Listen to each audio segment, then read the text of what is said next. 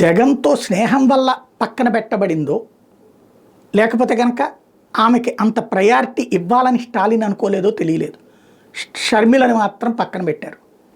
వాస్తవంగా దక్షిణాది రాష్ట్రాల మీటింగ్ అంటూ స్టాలిన్ ఏర్పాటు చేసినటువంటి మీటింగ్ ఏదైతే ఉందో, కావాలని చెప్పి మోడీకి వ్యతిరేకంగా తయారు చేస్తున్న మీటింగ్, నిరంతరం మోడీని ద్వేషించేది దూషించేది షర్మిల.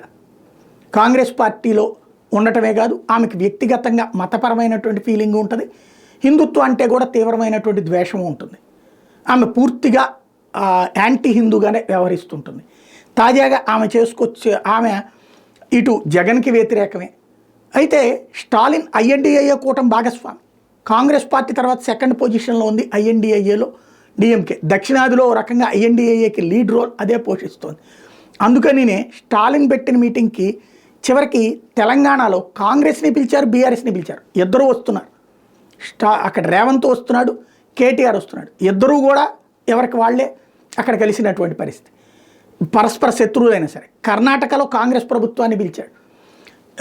ఈవెన్ ఒరిస్సాలో ఉన్నటువంటి కాంగ్రెస్ పార్టీని, అక్కడ ఉన్నటువంటి బిజు జనతాదళ్ని పిలిచాడు. కేరళలో కాంగ్రెస్ కమ్యూనిస్టుని పిలుచుకొచ్చాడు. ఇట్లాంటి వ్యవహారాలు చేసుకొచ్చాడు స్టాలిన్. బట్ ఆంధ్రాలో ఒక్క జగన్మోహన్ రెడ్డి దగ్గరికి మాత్రం టీముని పంపించాడు, కానీ షర్మిలని పలకరించలేదు, షర్మిలని పిలవలేదు. కేవలం 2% ఓట్లే సాధించినటువంటి కాంగ్రెస్ పార్టీ అనైనా అయి ఉండాలి, లేదంటే జగన్కి కోపం వస్తుందనన్నా అయి ఉండాలి, జగన్కి మిత్రుడు కాబట్టి అన్న అయి ఉండాలి. రెంటికి చెడ్డ రేవడైంది పాపం.